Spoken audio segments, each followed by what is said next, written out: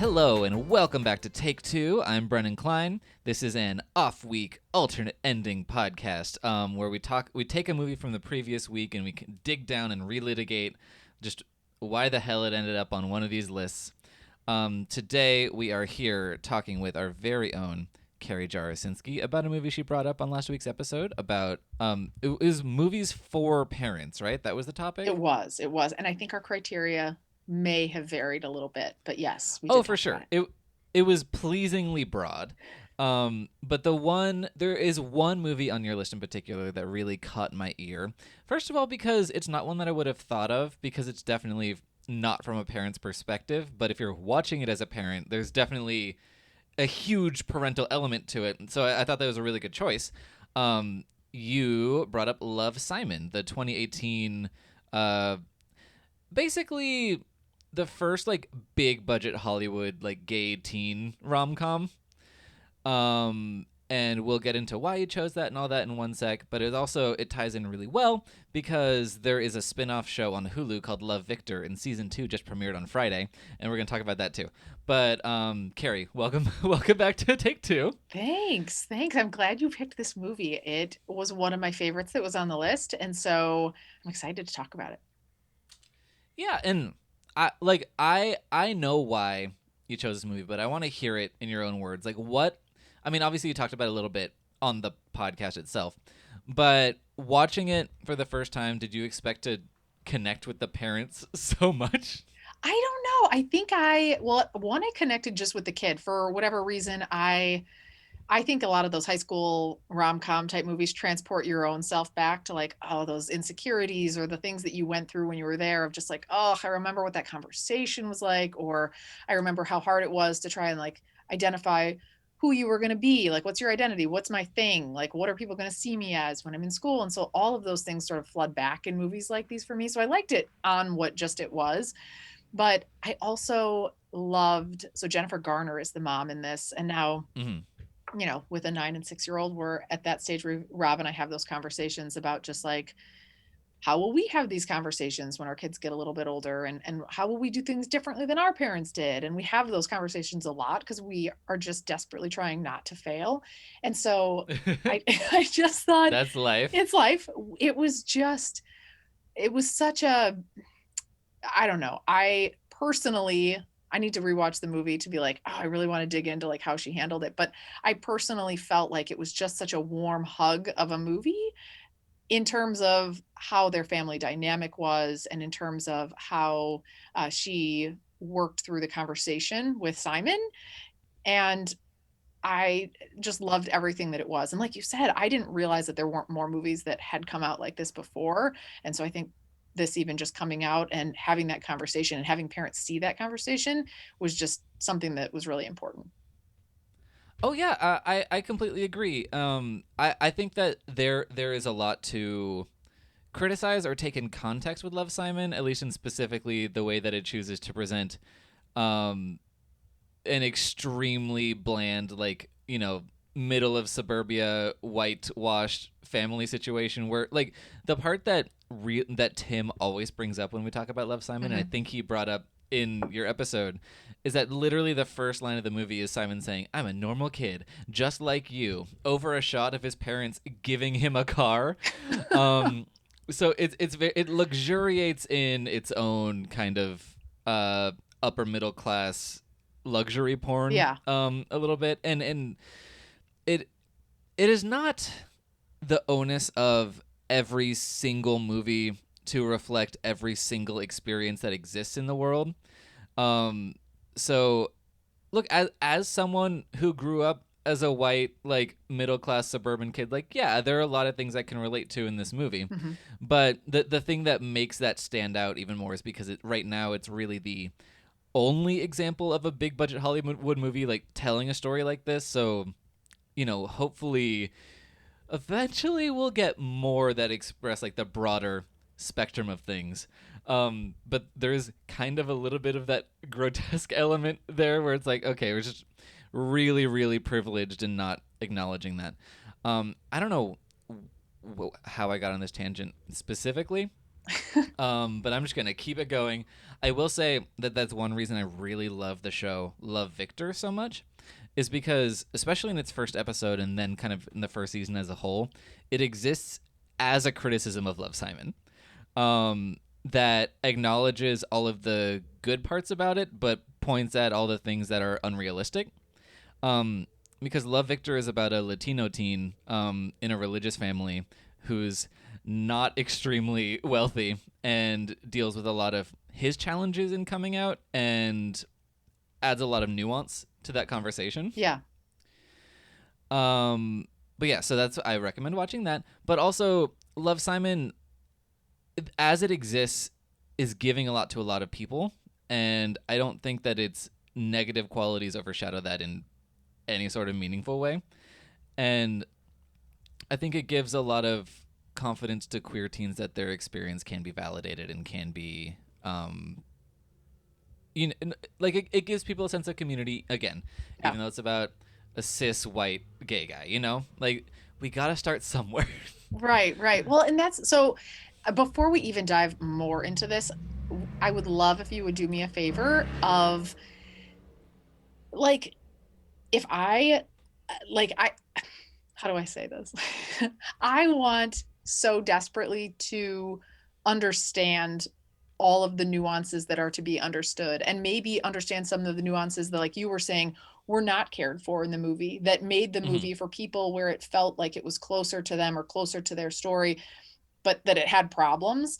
Like please like pick me apart on this because I think that Okay. that's part of the problem of you see a movie like this and like I said it felt like a warm hug. I have a feeling that a lot of people's experiences going through this was not a warm hug.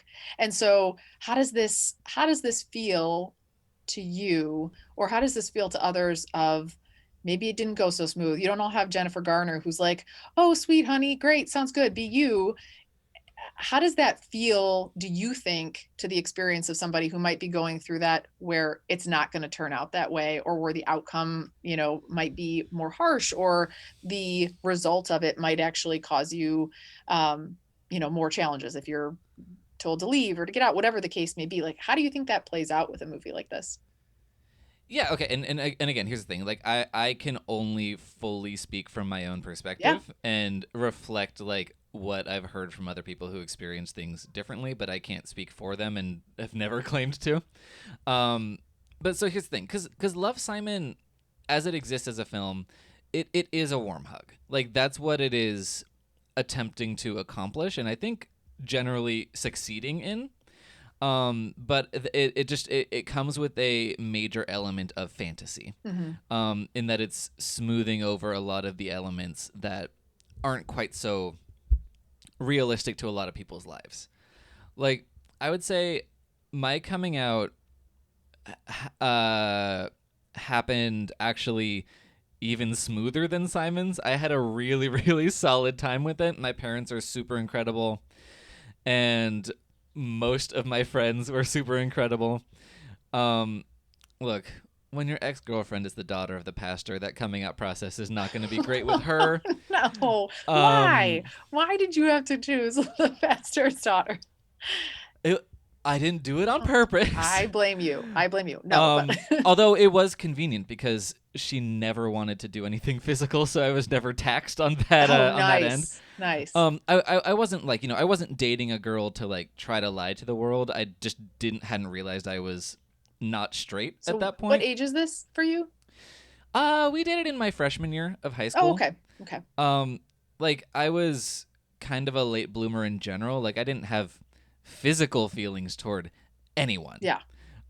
So in the world that we live in, the default assumption is that like, oh, you're straight, and I was like, that's probably what I am, and I dated a girl, and nothing happened. We kissed once. Ooh. Was it And weird or like was it kind of like, ooh, this isn't for me, or was it just sort of like what was that experience like then? oh, oh, it's a story, Carrie. That's all I care about right now. Okay, okay. So, um, my birthday is in August. Hmm. And my friends had planned a surprise party for me for my birthday, but the party was in May or June or something really ridiculous. So it was definitely a big surprise.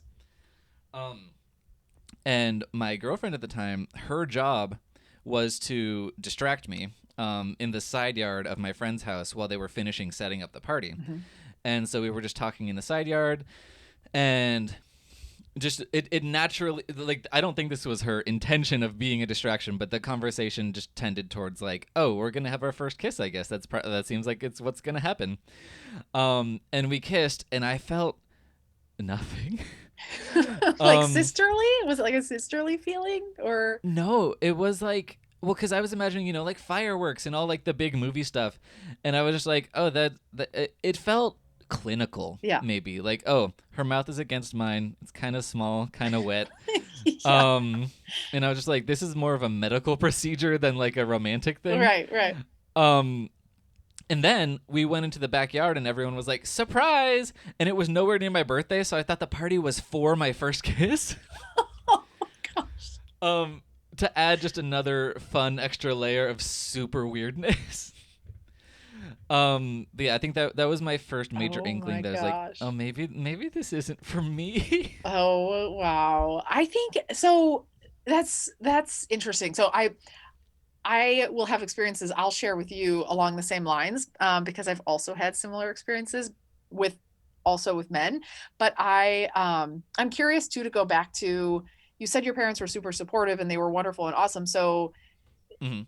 was your approach similar to what Simon did, or how did it similar, or how did it vary in the response, and how did it go better? You said it was better than his experience. Yeah. Okay. Well, so for those of okay, I'll real briefly run through the basic plot of Love, Simon, just for Oh someone, yeah, I if in forgot case that's what we're someone talking hasn't about seen here. it. That's right. Yeah. I mean, it's a very basic plot. There's a little bit of a wrinkle. It's basically, um, it's set in Atlanta, a very white vision of Atlanta, and a bunch of kids who go to this school called Creekwood. That school has a Tumblr where people post like gossip and things like that. One person anonymously posts about being gay and not being able to tell anyone about it. Simon, at this point in his life, knows that he is gay and is in the closet, which is different from, still figuring it out. Like he is fully self-actualized as a gay person, but just hasn't told anyone. So he realized, like, he reaches out to this person and they start this anonymous correspondence, and he's basically spending the movie trying to solve the mystery of like, who is this boy that I'm talking to and that I'm falling in love with. His emails get accidentally read by this really obnoxious theater kid who uses them as blackmail to get Simon to help him hook up with his friend. And it all culminates in that scheme falls apart. Simon gets outed on the internet, and basically he has no choice but to come out to his parents because the information will get to them otherwise in other ways if he doesn't do it. Mm-hmm. So that's an extra challenging situation. And then there's also the fact of he knows his parents are super liberal. His mom goes to protests all the time and things like that. But his dad does make jokes about gay people. Like, he jokes that, like, oh, this bachelor seems really fruity. Like, why are all the girls trying to get him on the show? And things like that. So there is an element of, Will he I'm not sure accept how me? this Yeah. is. How will he react Yeah. to this? Yeah. No, I agree. I'm not sure how it's going to be received, but there's the general idea that I will still have a home if I come out to my parents, Right. essentially. Right. So it's like a middle ground. And he's dating Catherine Langford, isn't he? No, they're best friends, and she's in love with him. Oh, right. But he is not dating her. Okay. Okay. I really like her, by the way. Like, Oh yeah. if he was going to, decide that that was also an option, she was so. I liked her character in that. She's so comfy too. Like, I just feel like she's part of the warm hug of the movie that I really liked as well. So we'll talk more about her. But yeah, that's a good summation. Good job. Yeah, thank you. And I'll just to clarify, if any listeners are like extra attentive, because like the word Carrie was talking about deciding as an option is like, you can decide to date someone rather than like deciding to be straight, because that's not something anyone can do. Oh no, I know. I meant yeah, when no, I know. Oh yeah, no, I meant Sorry, like I mean, because he could Oh, also decide sorry. or not decide. Wait, what's the right word? No, no. I know exactly what you're saying, but just the word decide in this conversation can be No. very But loaded. what would be the right word there or better word? I just meant what if Um, he ends up liking both Catherine and the guy that he ends up in the movie? So, yeah, just like if that was an option or oh, an like a road option. that he took. Yes, Yeah, option. I Yes, guess. that's I don't right. know. There's no like perfect answer to that I like question. I that don't think. option. If she was Yeah, an option. Yes. Okay. yeah. If she was an option for him, you would have liked to see that, I Yes, yes, guess. yes, yes, yes. Thanks. Um, I'm gonna but write yeah, that no, it down. just yeah, no worries. But yeah, no, it's just like yeah, definitely when again, I know what you were saying, but like especially when Yeah. people are coming out, like the word of like, oh, when did you decide to do this? Like that's You don't decide. not Right. yeah, because The you don't decide option. to be gay. Yes, yes, yes. And again, obviously that's not what you were saying, but I just want to make sure that everybody knows Yes. that. Thank you for clarifying. Yeah, yeah, no worries. But anyway, so you're asking about my specific coming out relative to Simon's, right? Yes. Yeah, because for me, I both of my parents are super cool, and I pretty much knew that things were going to be okay. But it's still an incredibly terrifying thing to do.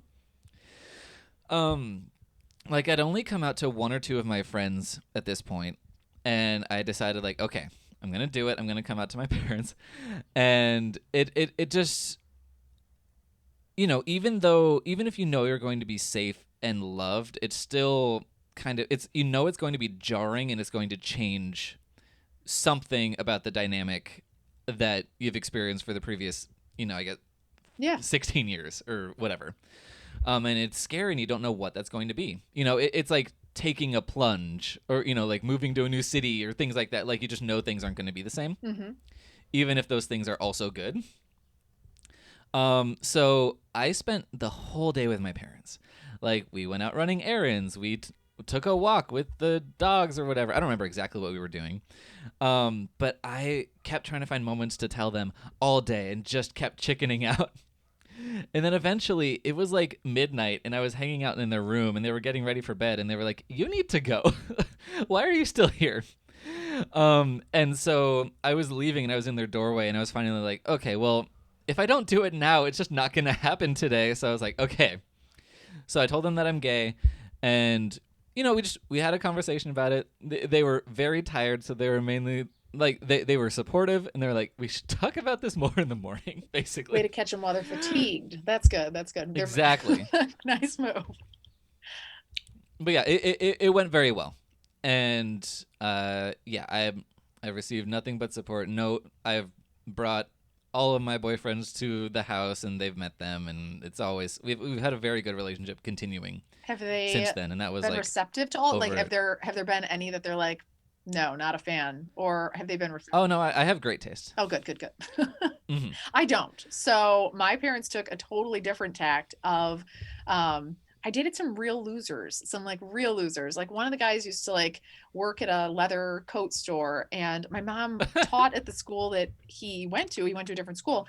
He used to steal leather jackets from Wilson's Leather, and he would offer them. And I was like, I don't think you should be doing that. And I was like kind of a rule follower, and my mom knew that he was a bad person, but she refused to like tell me that because I needed to figure it out on my own that he was a loser. And I was like, why? Why would you tell me? She's like, you can't tell a teenager like who they can and can't date. Like that just makes them want Want to that do it more. more? And I was like, Yeah. yeah, but theft is like kind of not great. Like, I don't really want to get tied into that.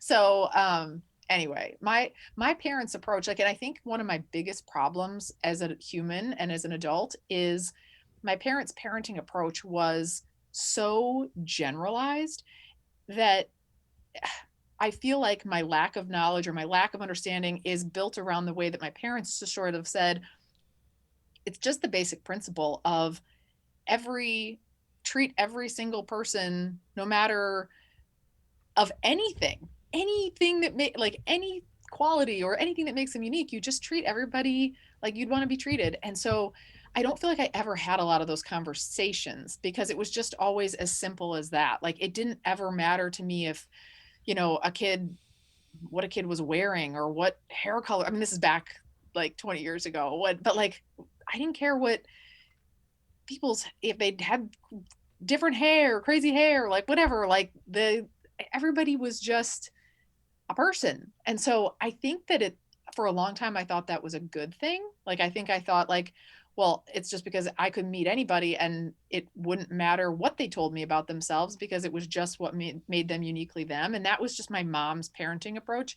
But I think on the flip side of that, that turned into a person who's like literally Googling things to be like, well, what does that mean? Like I see it on the internet. I'm like, I don't know, because to me, you're just a person. I didn't know that all of these things about your identity that make you uniquely you, it might be really important to you that I understand those things, or that I, if that makes sense, that I can Hmm. understand where you're coming from that might be different because of something that makes you uniquely you. Like, I just feel like that's a problem now. Like, it literally led to, you'll laugh at this, and I'm Okay. ashamed of this as well, but literally, we were in the car within the last year, and Rob was like, or Rob, Tim was having conversation with me about one of his friends, and he was talking about pansexuality, and I was like, I'm just gonna hit the pause button there. Like, let's run through that. Let's just run through what that is.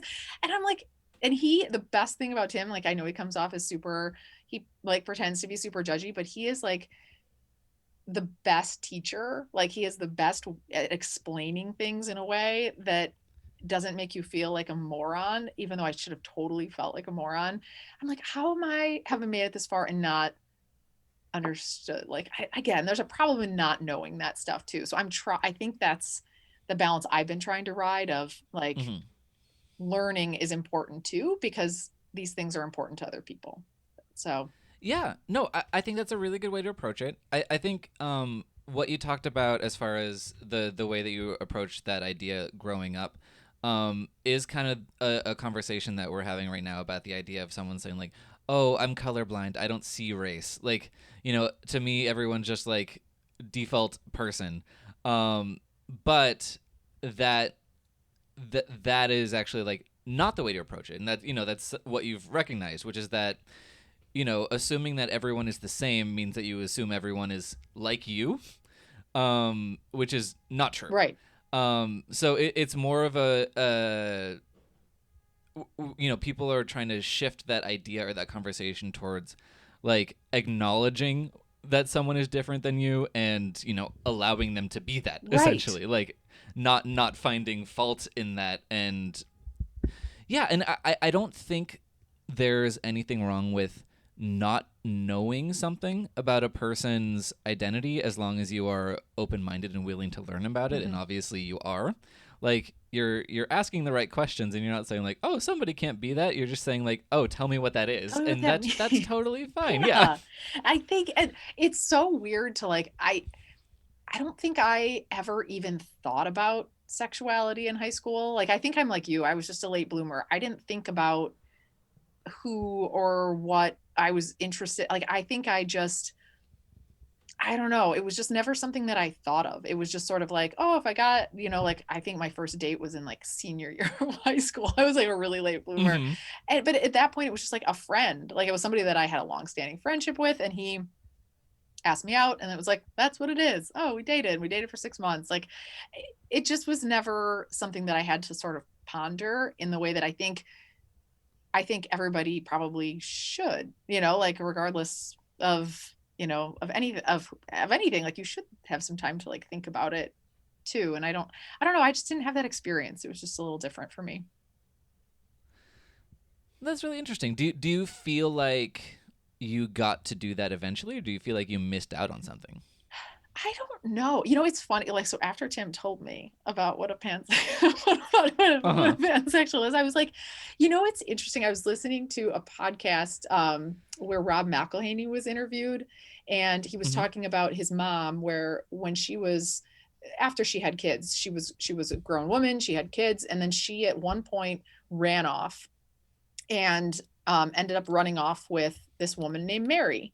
And you have to listen to this interview. It's the best interview. But the way that he talks about it, he's like, he has this line in there where he said, like, if you were to ask my mom if she's a lesbian, she'd be like, I'm not a lesbian. She's like, I'm just in love with Mary. And I'm like, there Hmm. is something about that that resonates with me of just like, I think that that's so perfect. I mean, I think that's my mentality of just like, I think I've had people in my life that I've been drawn to, like, obviously I'm married to Rob, but like, Uh-huh. I get that. Like, I think I get that feeling of like, I've had really strong connections or emotional connections with maybe one or two girlfriends of mine in the past where I'm like, this is different. Like, it's not, but I could see them being my Mary, just like I just loved them. Like, but for like emotionally, like I just felt like a stronger connection with them than just like other friends that I had in the past. So I feel like I don't know. I love the idea of that of like doesn't matter who it is, it's just who you connect with the most. So I don't know. Maybe I need to think about that a little bit more. No, it's interesting because there's so many different types of love and there's so many different types of feeling. There's familial love and there's friendship love and there's romantic love and there's erotic love, and there are a lot of different ways that those things can interact and overlap, and it sometimes it's tied to the body, sometimes it's tied to the brain. It just everyone's on a journey of that, of like just kind of sliding along the spectrum as you meet people and interact with them and just suss out your feelings towards them. Yeah, yeah, no, I totally agree. But yeah, I'm lucky too. I'm in the same camp as you, where I know that if I had told well, I don't know, actually. My dad's, I don't know. I don't, my dad would probably just say nothing at all. I think my dad's probably like the Love Simon dad, where like he doesn't make jokes, but like he would say nothing at all. But my mom would probably just be like over the top, like she'd be like the mom that was then out in like with flags and like Uh-huh. t-shirts and like my mom is also similar to your parents, where just I just know that she would have been super supportive, and so I always knew that like I knew that that would always be okay. That's good. And the more people that are out there that have that experience, the better. Yes. Or like know that they can be safe, even if things are going to be weird, even if people don't always fully understand. Like it's nice to make sure that people, especially kids, know that they are safe in the situation that they're in, because that is what's scariest about coming out, is the you're making the obviously you're not making the choice to be gay, but you're making the choice to step into that world like openly, and it's a scary world. Yeah. You aren't protected by the bubble of like quote unquote acceptable sexuality. Like, I have really great family and really great friends, and I live in a really good place to be a gay person. Mm-hmm. Um, but I still have to, like, if I'm holding hands with my boyfriend, like walking down the street, I look around to make sure, like, to kind of scope out, like, who's around, if there's anyone who looks like they might have a bad reaction to seeing me, and if that might lead to something violent. Like, that is the world that we live in, where having a non, like, traditional identity can be dangerous, and that's what, like, coming out is always scary, and that's why. um but How does that change though? I mean, that's like horrifying for me to even hear, like that you would feel like you have to like, I mean, that you would have to look around to feel like, oh, who's watching this situation? I mean, like, how does that how does that change? Like, is that something that something so much bigger has to change, or is that something that you like? I don't even know the right way to ask the question of just like how does that get better so that you don't have to think about that? I don't know. like, how do we fix the I world? don't know. I know that's a ridiculous question, I but that bothers me that you have to even contemplate something like that on just your day-to-day basis. Well, I think that's the thing. I think, like, um it takes a million tiny things and a lot of big things as well, as far as like legislation and protections and things like that. But it also takes, if every parent out there, like, acknowledged gay people and was like, yes, this is fine, and and like talks to their kids and is like, you know, it's okay, like, like if everyone is accepting, then no one is not. I Yeah. mean, that's really dumb and redundant. Um, but I mean, it's the thing of like we just we live in a a world in which people have made it very difficult for a lot of different types of people to act a lot of different types of ways throughout history. Mm-hmm. Um, like I think that there is a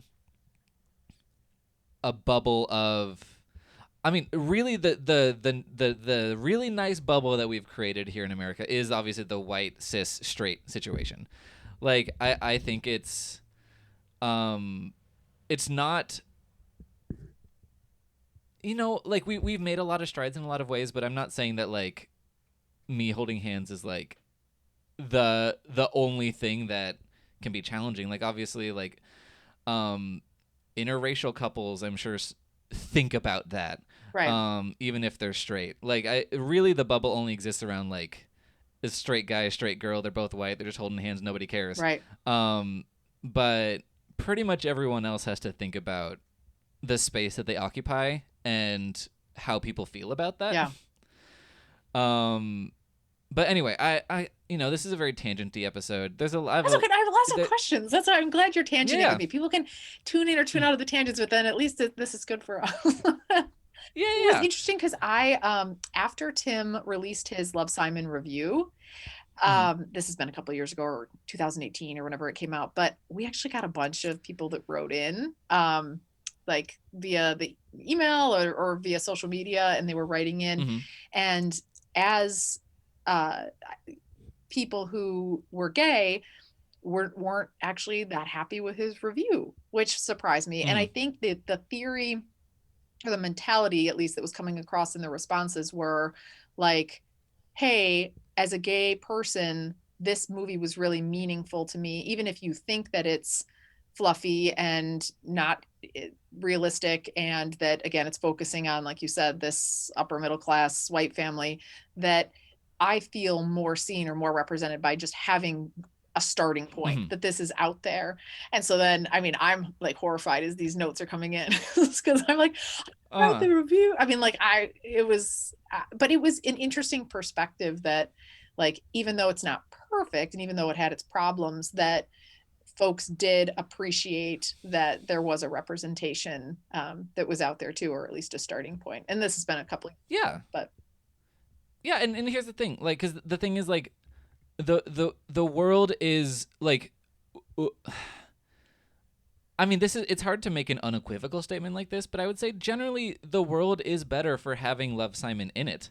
But there are many things that could be improved about both the movie and the culture that created the movie. mm-hmm. And there's a way to acknowledge both of those things at once. Um, because, like I said, Love Simon does reflect a lot of my experience. Right. Um, and I think if I had seen that movie when I was in high school, it would have really spoken to me really strongly. And I don't think that's a bad thing. But I don't think that that's necessarily the story that most needed to be told first. Yeah.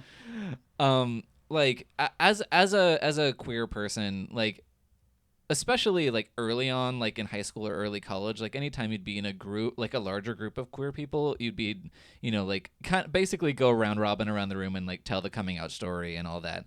I have not told that story in, well, before today, in a long time, because Do you hate once talking you, about, like, do you hate, is it, no, no, oh, no, okay. I wasn't no, sure if you were like, I don't hate talking about it, but most I'm an old, not older, and I'm not an old, queer person, but I'm like a actual adult now, right. and self actualized, and so much more has happened to me both within and outside of my sexuality that that's the stuff that I kind of focus on now, Mm-hmm. rather than like the coming out thing. But Um, that is the focus of the movie for this. yeah, yeah, Do yeah, you think, yeah, of course. so I need to take some notes on this too.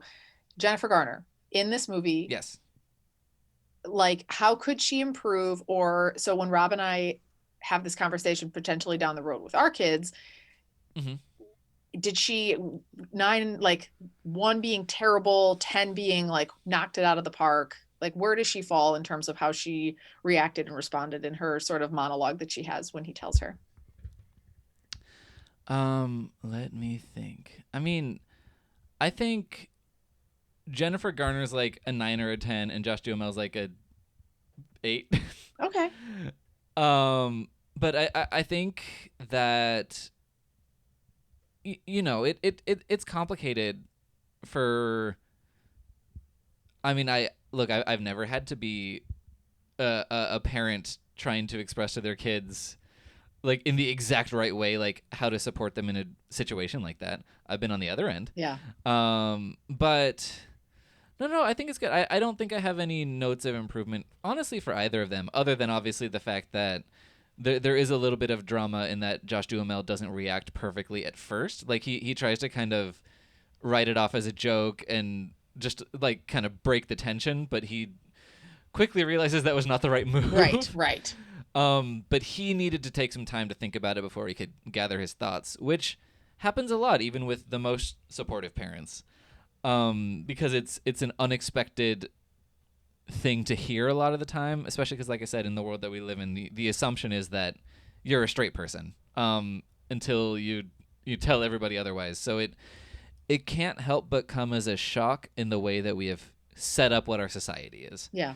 because it's the way we have it set up is not like, oh, you'll figure out your sexuality and like let everyone know what it is. It's, oh, you're straight unless you tell us that we are wrong. Right. But so did your um parents like was their response that they did have an idea just based on knowing you really well, or did you feel like they were surprised? I think they were. I think that my the dance I choreographed to Britney Spears' "Lucky" when I was in second or third grade should have told them, but there was maybe enough distance between those moments that they hadn't thought about it in a while. Oh, that's so funny. It's funny too because Rob's parents are very, very, very different from my parents. Um, but I think that they were 90% confident that he was gay. Um, and so they were just like, oh, he never dates anybody, he never goes out, but he was just like, he didn't date anybody. And so they were like, oh Uh-huh. yeah, and he's into like all of these certain things. So I think they had like identified for him that he was like, I'm not. I just, just so he was like justifying the other way, justifying his sexuality to his parents the other way. And I'm just like, I think both are not ideal conversation, like things that you want to even talk Yeah. about with your parents in the first place. So he's like defending himself, like, no, he's not into sports. Like, no, he's not into. Most of his friends are like, I don't know. This is stuff that he was into. Like, Yeah, and they judged him and yeah, I don't know, I just remember him saying like, I feel like I was like having to defend myself to my parents for years, which is, I don't know, something you don't want to have to do. yeah, and see, and that's the thing, because that's the thing that's like, because being gay is a facet of someone's personality and doesn't define like top down every single thing that they are or do.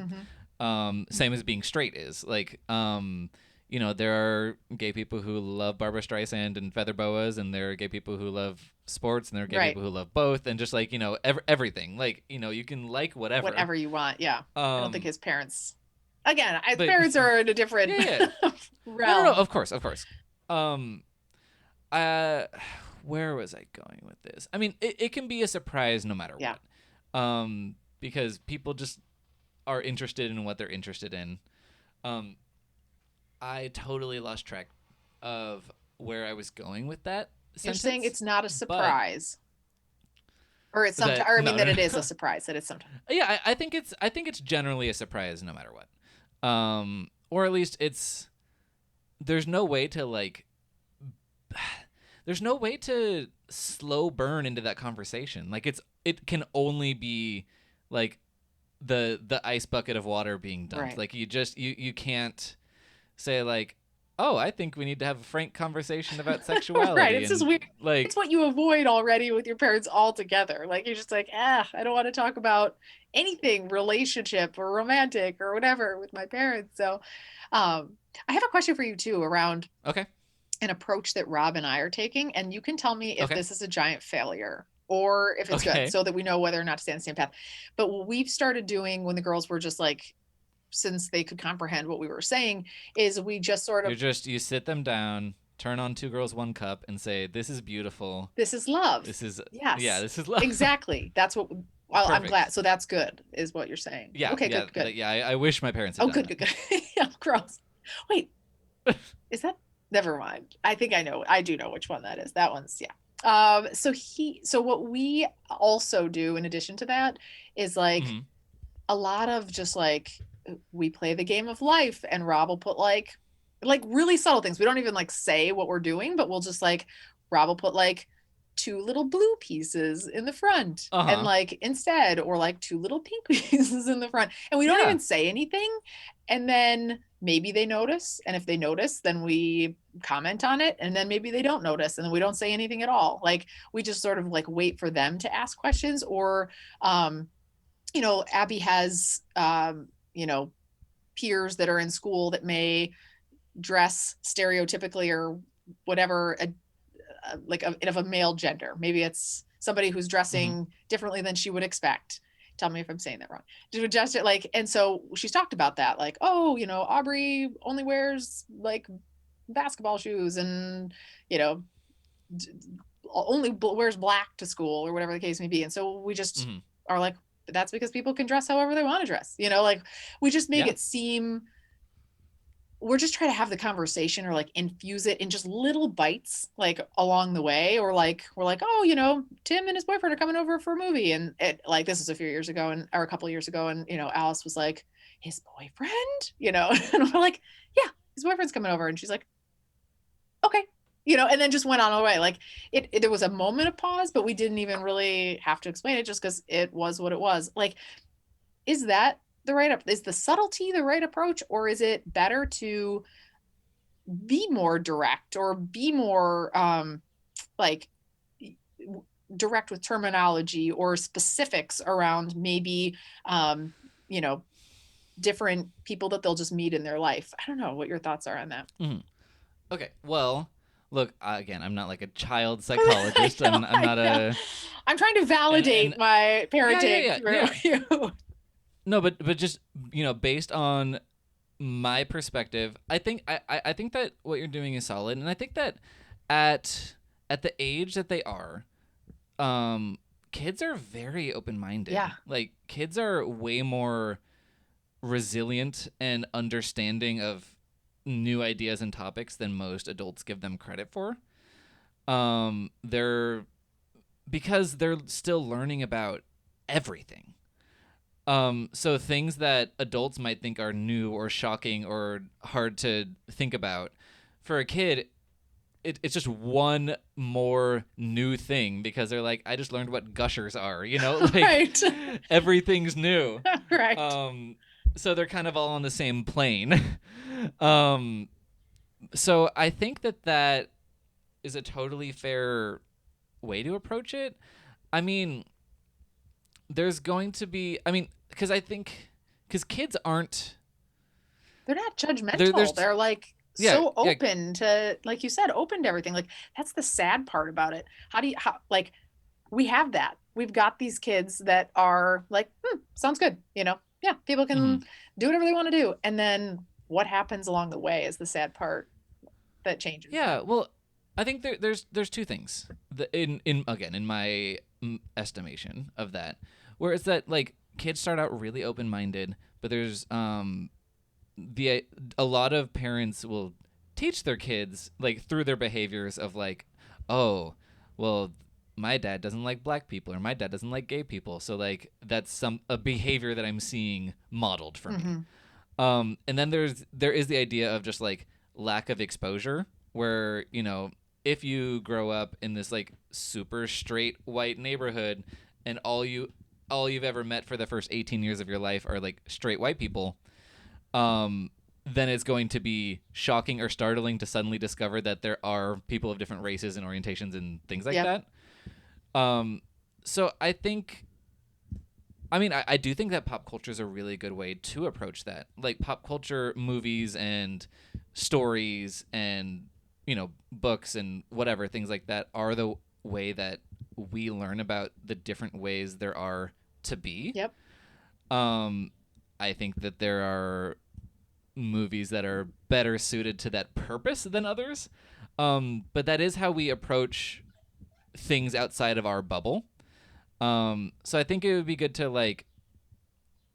I think what you're doing is right, like kind of gently exposing them to those ideas without making it a big thing, especially because they're not at the age where they're gonna care about like No. dating or love or no. Because remember when you're watching Casper, she's like, "Is there love in this?" Like they're not ready Like, for that they conversation. aren't. They aren't. I totally agree. I actually looked up the common sense rating for Love Simon before this because I was just like, oh, I wonder if, and it's 13. So they're not quite there yet. The content, like there might be other, I can't even remember some of the content. There might be other stuff in there that they're not supposed to see, but maybe there's some swears. I don't There, know. there's a couple swears. There is a moment where at the very last second, oh, it was honestly kind of shocking because I had missed this moment in the theater. But there's a part where one of the teenage boys is saying that he's been practicing sex, and he's like, "I bought this thing online," and he says he gets cut off, but he's like, "It's called a pocket put," and you're like, Oh, he's talking about a pocket oh pussy, no. and they just walked right up to the line of actually saying it, which was a delight. Oh But gosh. Well, I'd currently say our kids think that in order to the sex talk culminated with them thinking that you somehow fasten yourself to each other, and we left it oh, there. We're like, that, yep, that seems accurate, and we're gonna leave it. We're gonna just just that yeah, you got it. hook your belt around each other. Yeah. We're mortified. We're like, this isn't going well. We'll revisit this at another time. So I think maybe yes, we'll wait on Love Simon, but I'll look for some of your other recommendations on things we should watch Yeah, too. and there are a lot of cartoons that have queer characters. Like I know Steven Universe is supposedly like a very queer friendly show. I have not watched it, but all the gays on Tumblr were into it. And things like Legend of Korra had like lesbian romance, I believe, or things that are like more geared towards the way that kids approach love, Hmm. because kids certainly don't mind a love interest in a story, but the physical stuff they can't relate to, and Right. they're Or not they don't there. get it. Yeah, they don't know why it would be interesting to anyone, and they tend to ignore it. Well, yeah, I um, will look into that too. And I think, again, I did enjoy Love Simon personally, but again, I'm a giant mess. So I did, I did like it though. I'm really curious about Love Victor. Are you really digging the show? You're really liking it? yeah, I really really like Love Victor. It's like literally the opening episode opens on Victor writing Simon a letter and basically saying, "Screw you for setting up this kind of impossible standard for my life to be, because my life is not like that." Is it um by the same and writers or how do they get away with like connecting the two? Is it by similar yeah, people? Okay. I believe the showrunners are the people who co-wrote the Okay. screenplay to Love Simon. And we do get cameos from certain like Love Simon kind of B characters generally. I won't spoil exactly, but like I will say in the first episode, the drama teacher, who is like a very memorable part of the movie, like she's present in that first Oh, episode. okay. But it's a very sweet like gay rom com high school situation. Like again, it's about at the same level of maturity as Love Simon. Like there is like frank conversation about teen sexuality, obviously, and the acknowledgement that teens do hook up and have sex and they're interested in that. But it not but it's a very delightful, fun kind of dramedy Okay. that I really recommend. I've been looking for a new series, so that's good. I'll give that a try, and then I will report back and let you know. Please do. Yeah. What did I miss? Yeah, Anything else I need to know, or did we cover it? about The movie? Love Simon. No, about Love Simon. Any other like avenues we should explore? Um, I mean, we barely talked about the movie, but I think that was kind of the plan going in anyway. Um, I guess. Um, no, I think we talked a lot. We certainly haven't covered everything there is to cover about this topic because it's a huge topic. Um, but I would say, do you like as a parent have any other questions about the Simon side of things? Because I think you can bring the perspective of the parent side of things that I can't access, and I can bring the perspective of the Simon side of things that you can't fully access. Um, Yeah, I mean, to your point, I don't think I have too many. I don't think coming from just the movie because I do think it is so light and mm, airy. Like I don't feel like, yeah, I feel like they plucked a storyline that like you described that you could translate that same storyline into any sort of sexual orientation. Like that would be horrifying for me had I had like a like a message that I didn't want to get out in high school happen. Like mm-hmm. so it was they related it across I think everybody that would be watching it. Like those Yeah. feelings were so relatable.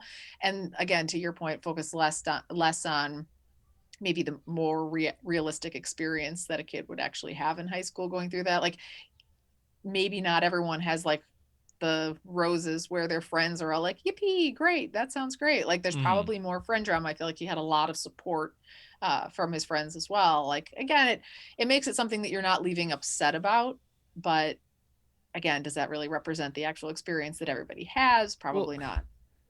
yeah. See, that's the thing that's challenging. It's because, well, it's hard because Love Simon is the only one right now, like the only like big movie like teen rom com that is like fully centered on a queer character like that.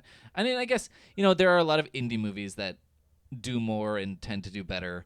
But like just at the kind of like level that it is, um, it just the thing is that Hollywood needs to broaden out the scope of the stories that it's willing to tell, Mm-hmm. and Simon is a symptom of that. Um, and so basically it's challenging when the thing that represents your community is this one story that has such limitations. Yeah. But that doesn't mean that that story doesn't matter to people or that it shouldn't matter to people. It's just saying that it's being put in this really unfair position of having to be everything, which it is fundamentally incapable of being.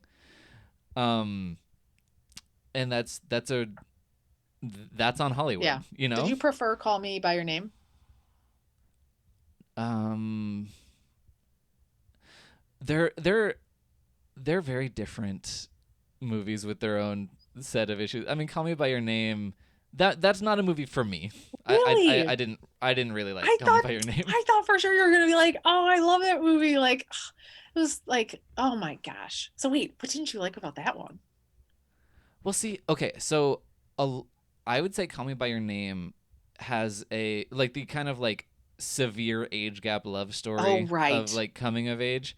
I think that is a very essential element of a lot of coming to terms with your sexuality stories of people in earlier decades, Mm-hmm. especially the early 2000s, 90s, 80s, like in times that it was even more challenging to come out, and your opportunities to experience gay people were severely limited.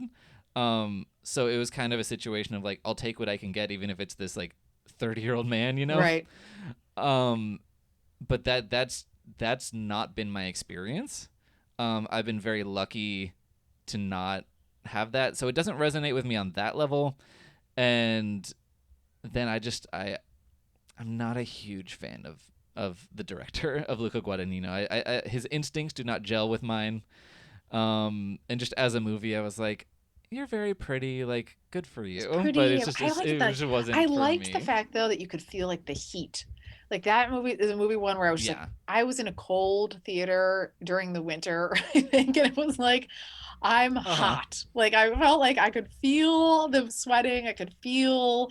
I think that the thing I liked also about that was I thought that it captured such the like the raw emotion of that first relationship where like that first relationship never works out. I mean, rarely does it work Yeah. out, or you're going to get divorced later, basically. So it was like that raw emotion of like, you remember that heartbreak. You're the heartbreak of that first one is never the same ever again, because you can't just, it's not the same, and it hurts. And it's like, I feel like I could feel the heartbreak, I could feel the hurt, I could feel the desperation of just like, why can't this work out? Why? And I don't know.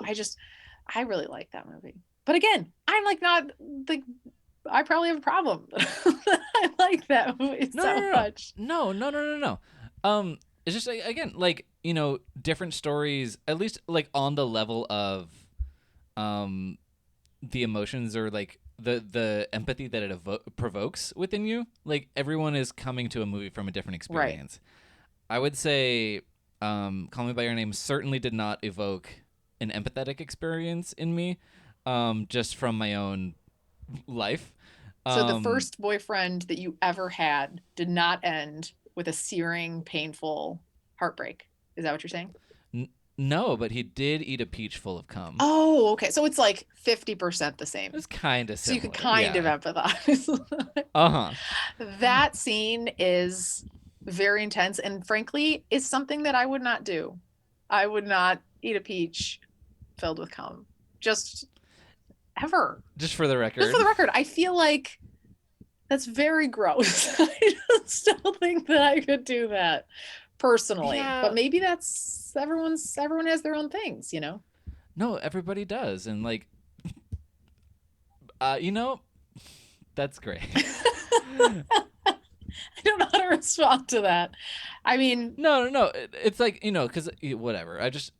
I am I'm not even a swallower, sure. Like, I'm just not Sure, interested. sure.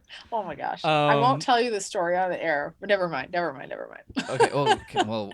okay, well, we need to end this podcast so I So can you hear can the hear the story. story. It's really Um bad. But yeah, it's I think this podcast is long enough as it is. It's been a little that's true. meandery, so we should wrap I up. do I again, I could Um talk to you about this kind of stuff all day. So we'll have to try and find another one that I can catch you on for another take too, because I always have fun chatting with you about these movies. So thanks for walking me through it. And if you you're haven't seen this welcome. movie, I do think that I would go see it. Like, I do recommend going to see it. I think it's um I think that, like you said, it probably has problems, but I think it's something that's worth spending some time seeing.